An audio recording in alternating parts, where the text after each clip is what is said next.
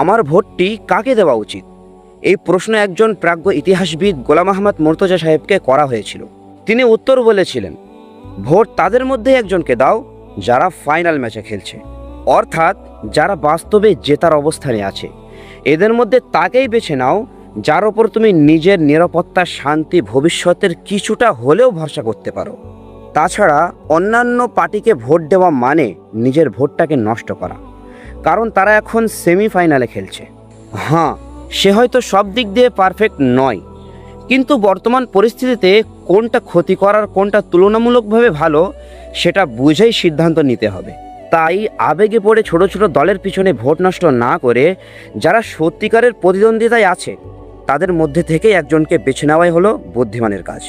কারণ আজ যদি বিজেপি ক্ষমতায় এসে যায়, তাহলে মুসলমান তৈরি হয়ে থেকো, তোমার কপালে দুঃখ আছে।